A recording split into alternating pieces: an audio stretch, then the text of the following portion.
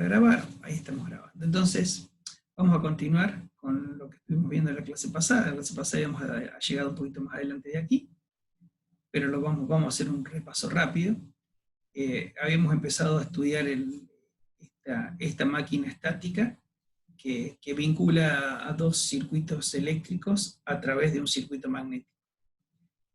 Lo hace a través de dos bobinas, una que vamos a denominar primario, la bobina que denominamos primario es por donde ingresa la energía, secundario es por donde nosotros estamos entregando energía. Estas bobinas van a tener una determinada cantidad de número de vueltas primarios y secundarios, que le van a conferir una determinada característica. Lo primero que hacíamos era trabajar con un transformador ideal. Ese transformador ideal, para simplificar ese análisis, consideramos que los arrollamientos no tenían resistencia, el núcleo magnético no tenía pérdidas, la dispersión magnética era nula, y la reluctancia magnética también era nula. Entonces decíamos que como teníamos una máquina de este tipo, nosotros al aplicar una tensión en el primario, y al estar en vacío, aplicamos una tensión en el primario, esa tensión hacía que circulara una corriente en el primario, esa corriente generaba un flujo, y ese flujo, que era un flujo variable, generaba una fuerza electromotriz primaria. Ese flujo iba a estar todo contenido dentro de nuestro núcleo magnético e iba a concatenar a la bobina secundaria. En la bobina secundaria, como estaba abierta, no había circulación de corriente, pero ese flujo variable era capaz de inducir una fuerza electromotriz secundaria. Esos valores de fuerzas electromotrices, tanto la primaria como la secundaria, eran las que nosotros podíamos calcular a través de la ley de Faraday-Lenz, donde la fuerza electromotriz primaria quedaba dada por el signo negativo del número de vueltas primario por la derivada del flujo respecto a él. Y de la misma manera la fuerza electromotriz secundaria era igual a menos el número de vueltas secundarias por la derivada del flujo respecto a él. Y aquí, reemplazando la función del flujo, que está en fase con la corriente, nosotros encontramos, cuando derivamos el flujo respecto al tiempo, que la fuerza electromotriz primaria es igual a menos N1 por el flujo máximo por omega por el coseno omega. Mientras que la fuerza electromotriz secundaria es igual a menos N2 por el flujo máximo por omega por el coseno omega. Si nosotros a esos valores de fuerzas electromotrices instantáneas los dividimos raíz de 2 para tener los valores eficaces, encontramos que el valor eficaz de la fuerza electromotriz primaria es igual a una constante que es igual a 4.44 por la frecuencia por el número de vueltas primaria por el flujo por coseno.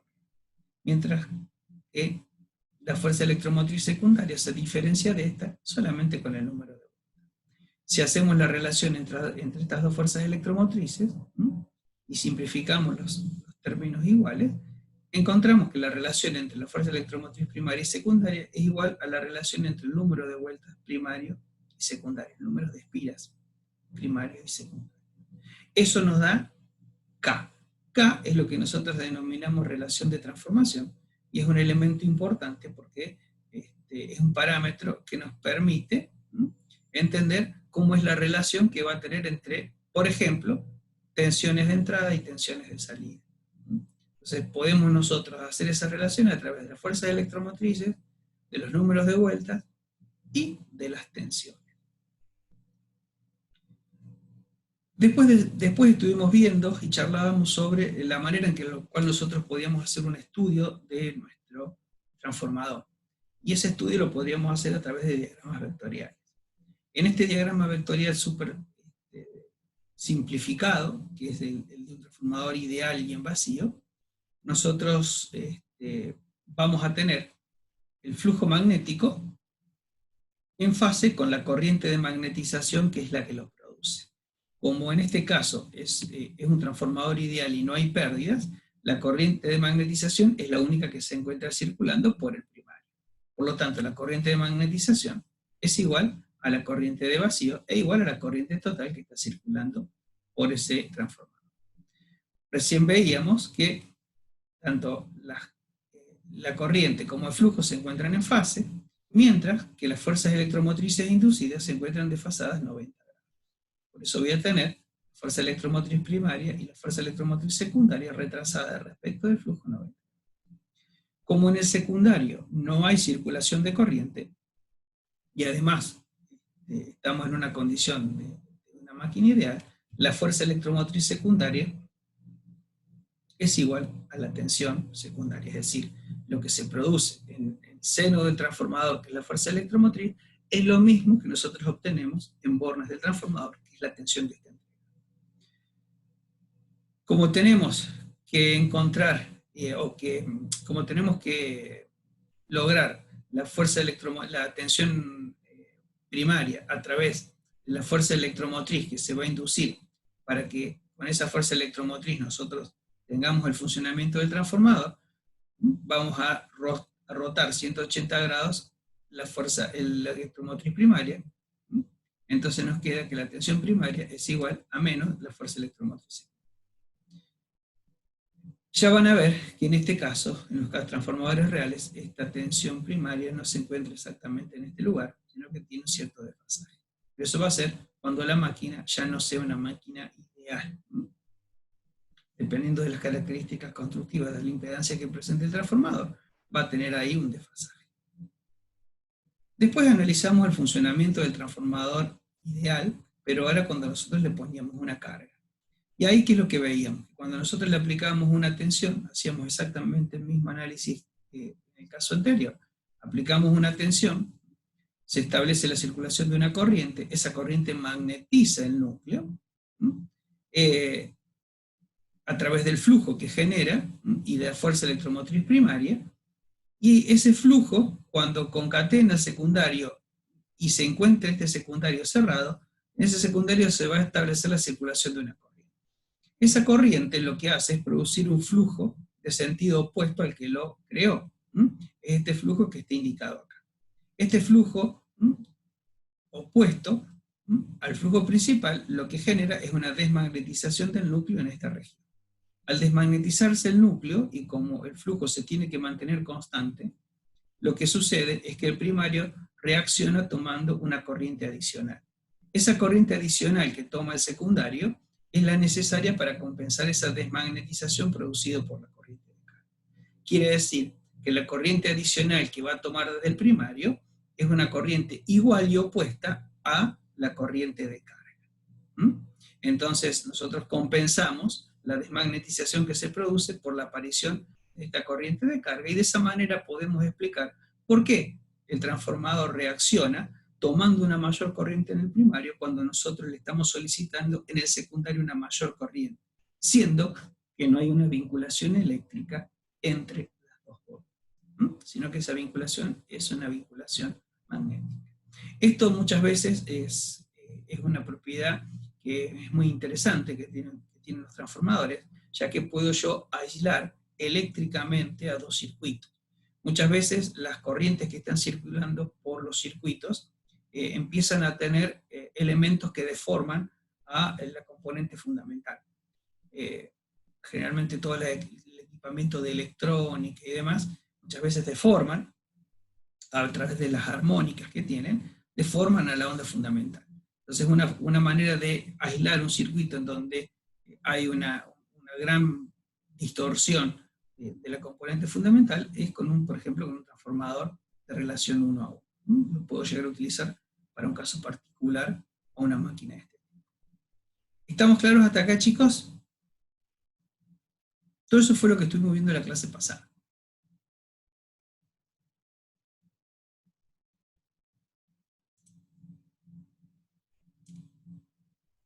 Bueno, veo que hay silencio de radio y nadie me dice nada, nadie me acota nada, entonces entiendo que se ha entendido.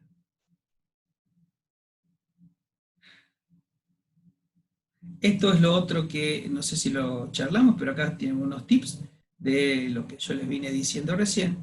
Quizás lo más importante de esto es esto, que en los transformadores siempre se cumple esta relación, que los ampere vuelta primarios, ampere vueltas, los amperes vueltas primarios siempre son igual a los amperes vueltas secundarios.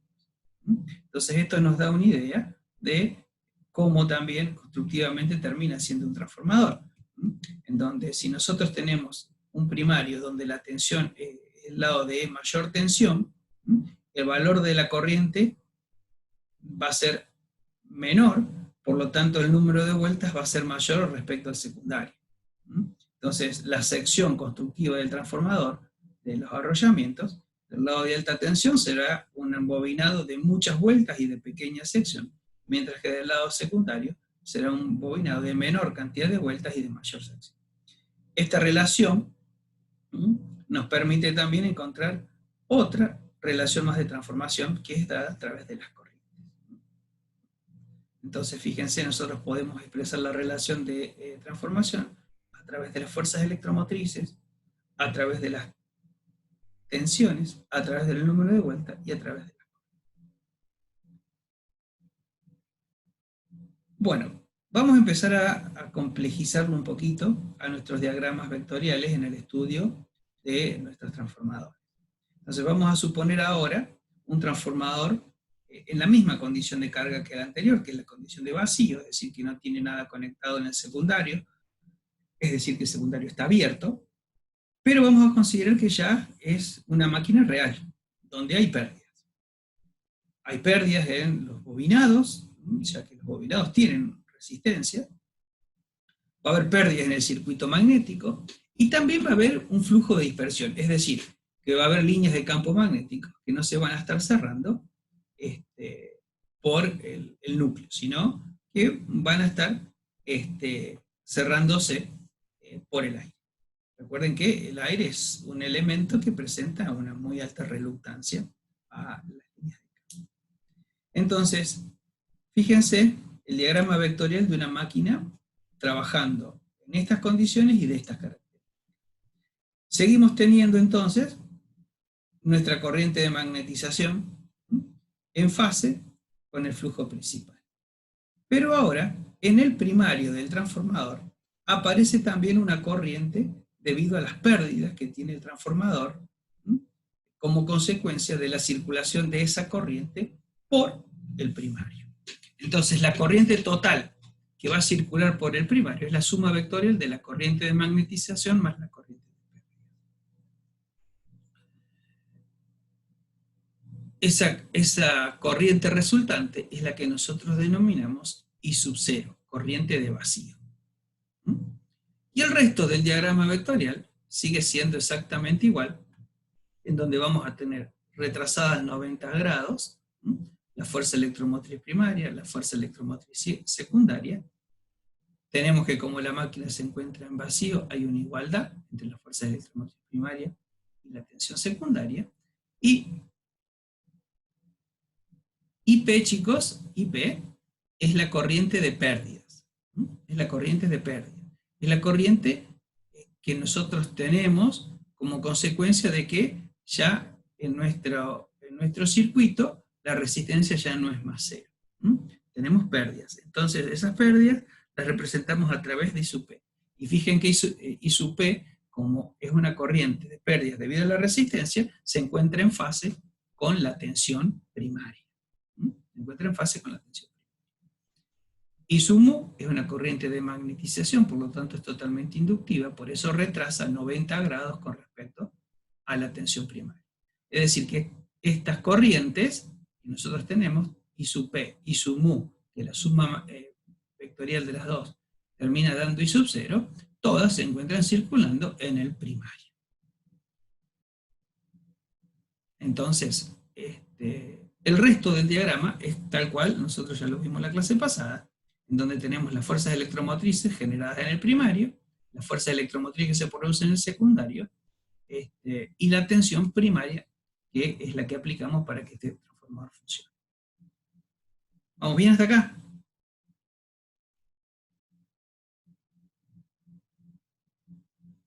Recién dijimos que el transformador tenía pérdidas por dispersión. Esas pérdidas por dispersión son estas líneas de campo que se van a estar cerrando por el aire y que no van a estar contenidas dentro del núcleo magnético. O sea, estas pérdidas que yo voy a tener, de líneas de campo, que se cierran por el aire y que no concatenan al bobinado secundario, las voy a estar representando por una caída de tensión. Siempre las pérdidas, recuerden chicos, lo que me terminan generando, aparte de lo que es temperatura, yo eléctricamente las represento como caídas de tensión.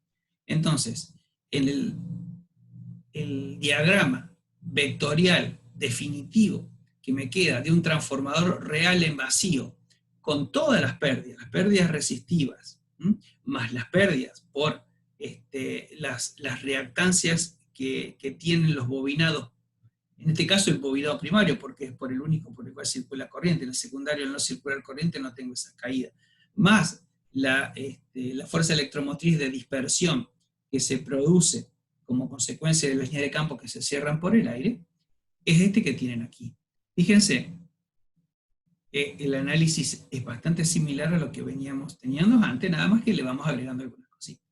Primero, tal cual lo venimos analizando siempre, tenemos nuestra corriente de magnetización que produce este flujo, las dos se encuentran en fase, adelantada a 90 grados está la corriente I sub P, que es la corriente de pérdida, debido a la resistencia que tiene el arrollamiento, de excitación, que en este caso es el primario. La suma vectorial de las dos generan la corriente de vacío I sub 0. Esa corriente de vacío es la que está generando, esta corriente de vacío I sub 0, es la que genera ese flujo disperso, ese flujo que se cierra por el aire. Siempre los flujos están en fase con las corrientes que los generan.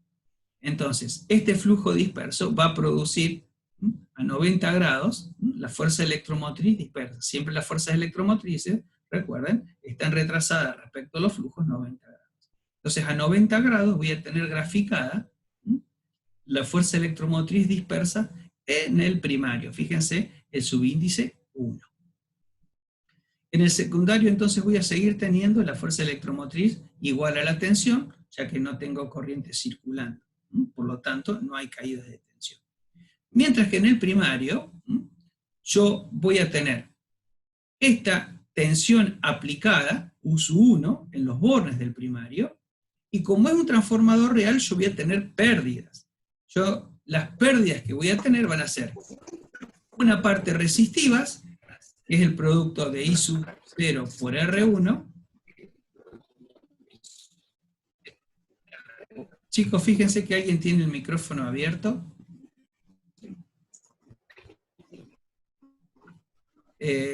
Y tengo unas pérdidas reactivas, que es el producto de I sub 0 por la reactancia inductiva del primario. Entonces, lo que hacemos es, a la fuerza electromotriz primaria, sumarle las pérdidas resistivas. Fíjense que las pérdidas resistivas están en fase con la corriente en vacío. Las pérdidas resistivas están en fase con la corriente, mientras que las pérdidas que se producen por la reactancia inductiva están adelantadas 90 grados con respecto a la corriente. Entonces, hacemos la suma vectorial de la fuerza electromotriz más las pérdidas que va a tener el transformador, y esta será la tensión que yo tengo que aplicar en el primario para obtener esta fuerza electromotriz primaria. Con esta fuerza electromotriz primaria, yo lograré tener después en el secundario esta fuerza electromotriz inducida. ¿Me han entendido?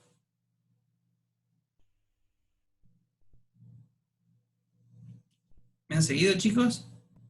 ¿Puede repetir lo último de las pérdidas, profe? Claro. Por la reactante. Esta parte. Sí, exactamente, sí. Miren, vieron que yo siempre les digo que una cosa es lo que tengo en los bornes de la máquina y otra cosa es lo que tengo en el seno de la máquina. En una máquina real, yo, obviamente que al aplicarle una determinada tensión, la fuerza electromotriz que yo termino logrando va a ser menor porque hay una pérdida para llegar con esa tensión hasta el punto de donde se genera la fuerza electromotriz.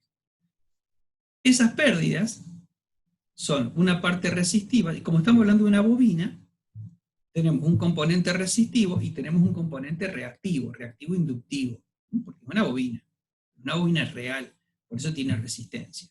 Entonces, ¿cómo hacemos nosotros para determinar cuál es la tensión que tenemos que aplicar para que el resultado sea el que nosotros necesitamos? Es decir, que a la tensión que yo le aplique, le tengo que restar las pérdidas y voy a obtener ahí el valor de la fuerza electromotriz.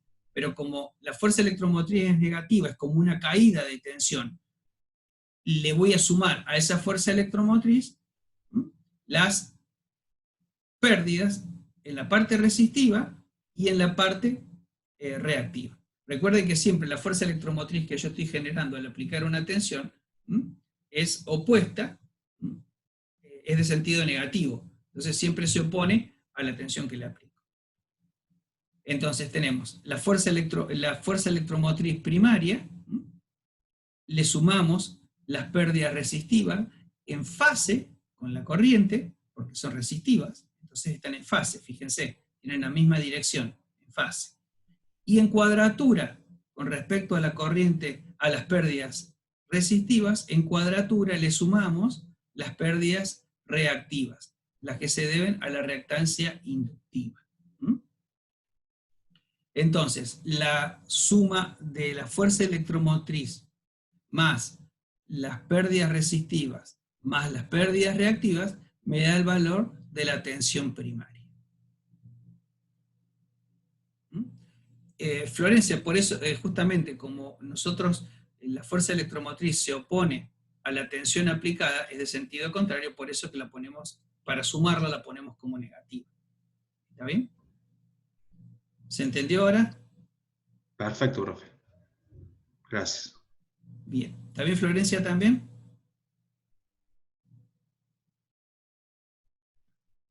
Bueno, acá se los compliqué un poco, ¿no? Miren. Siempre, acuérdense que la fuerza electromotriz siempre tiene valor negativo. Entonces, siempre el efecto que genera es de oposición a lo que lo está produciendo. ¿Está bien?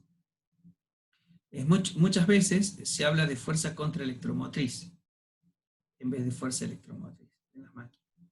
Este sentido de hablar de la fuerza contraelectromotriz es justamente para denostar esto que les estoy diciendo. Bueno, miren este diagrama vectorial. Este es el diagrama vectorial ya de un transformador real con carga.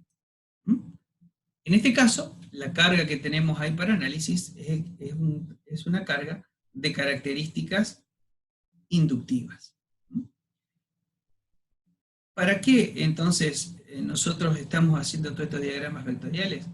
Estos diagramas vectoriales, como yo ya les dije en la clase pasada, y creo que al principio recién se los mencioné, me permiten hacer un análisis del comportamiento del transformador en determinados estados de carga. Entonces yo puedo predecir cómo se va a comportar el transformador que estoy diseñando cuando le conectemos en los bornes una determinada carga. Entonces, nosotros ya sabemos que dependiendo de la carga, tengo elementos que se van a alterar. Entonces, al hacer un diagrama vectorial, yo puedo estar analizando cada uno de esos estados. Obviamente que estos diagramas siempre van a ir modificándose o van a depender del tipo de carga que se le conecta al transformador.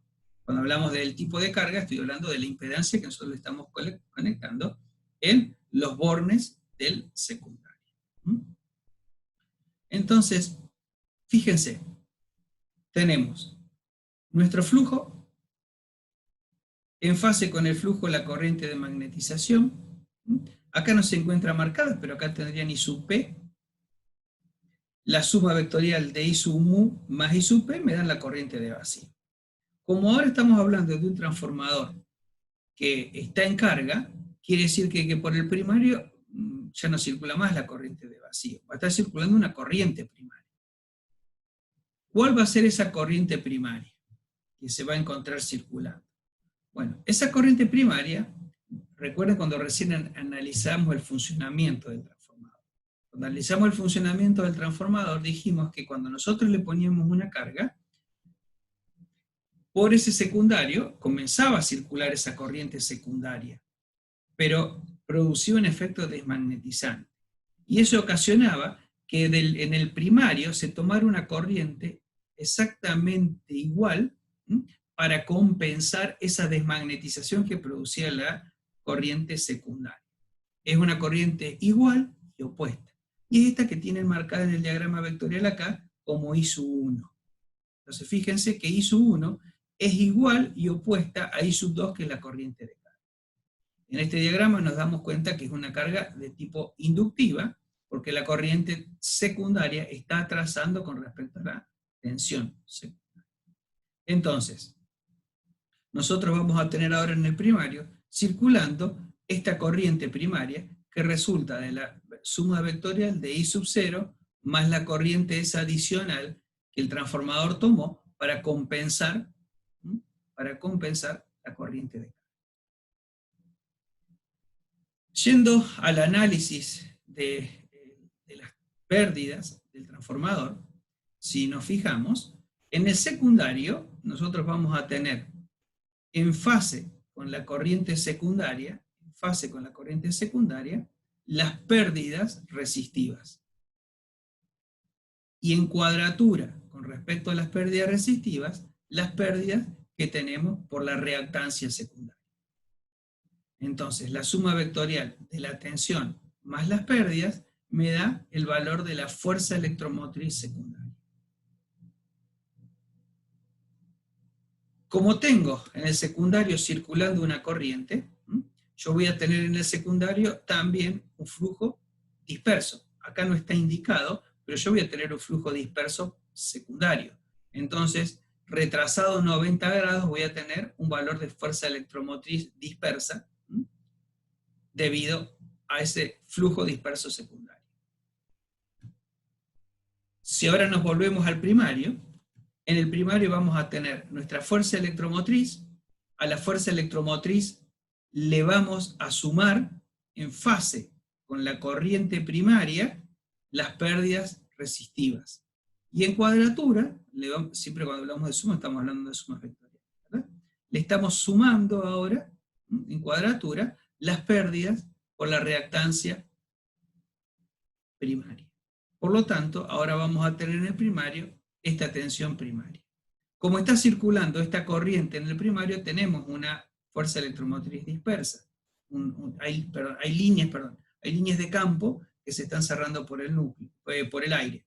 Por lo tanto, nosotros graficamos a 90 grados en retraso la fuerza electromotriz dispersa.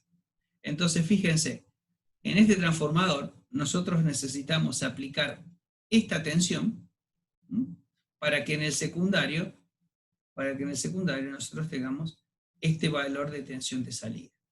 Si ustedes hacen un análisis, fíjense, si yo voy modificando este ángulo, este triángulo se va a ir modificando, va a ir tomando distintas posiciones. Este va a ser un valor fijo, entonces este triángulo se va a estar agrandando, va a estar pivoteando sobre este punto.